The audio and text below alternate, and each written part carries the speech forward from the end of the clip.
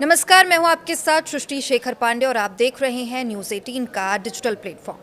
अजीत पवार के निधन से पूरे देश में शोक की लहर है। महाराष्ट्र की राजनीति में अजीत दादा के ना होने से पावर वैक्यूम पैदा हो गया है। एनसीपी के सामने अब सबसे बड़ा सवाल यही है कि सरकार में दादा की जगह अब कौन लेगा।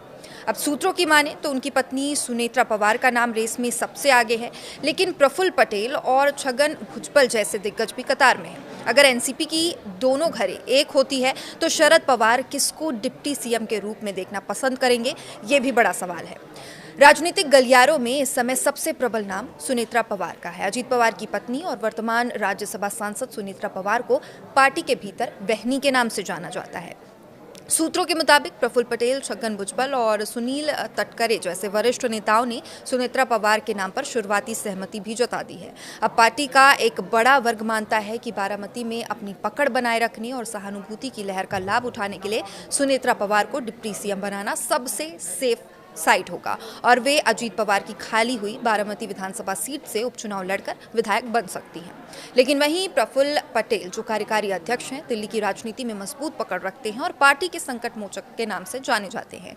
वे गठबंधन के सहयोगियों बीजेपी और शिवसेना शिंदे गुट के साथ समन्वय बनाने में माहिर भी हैं और अगर पार्टी परिवार के बाहर के चेहरे को चुनती है तो पटेल सबसे भरोसेमंद विकल्प हो सकते हैं। अब दूसरा नाम छगन भुजबल का है, जो ओबीसी चेहरा है और महाराष्ट्र के पूर्व डिप्टी सीएम और कद्दावर ओबीसी नेता छगन भुजबल के पास प्रशासनिक अनुभव का भंडार भी है।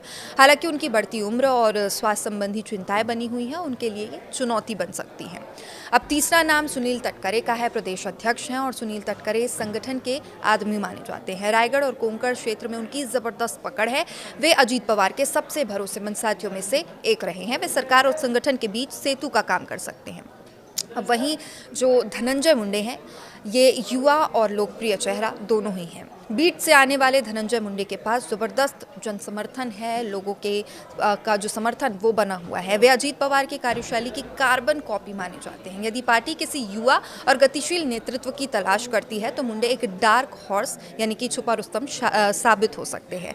दिलीप वालसे पाटिल अनुभवी प्रशासक माने जाते हैं, शांत स्वभाव और गहरी कानूनी समझ रखते हैं और वालसे पाटिल पवार परिवार के बेहद करीबी भी हैं। वे पूर्व में गृह मंत्री और विधानसभा अध्यक्ष भी रह चुके हैं, तो उनका नाम भी इस दौड़ में शामिल है। डिप्टी सीएम कौन होगा, अब इसका अंतिम फैसला महायुति के साथ साथ एकनाथ शिंदे और सीएम देवेंद्र फडणवीस के साथ विचार विमर्श के बाद ही लिया जाएगा।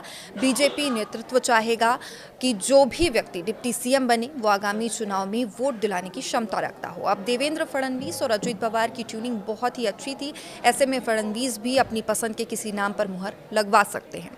अब क्या होगा शरद पवार का असर और अगले 48 घंटों में दिल्ली और मुंबई में होने वाली बैठकें महाराष्ट्र की इस नई पावर पॉलिटिक्स की दिशा तय करेंगी।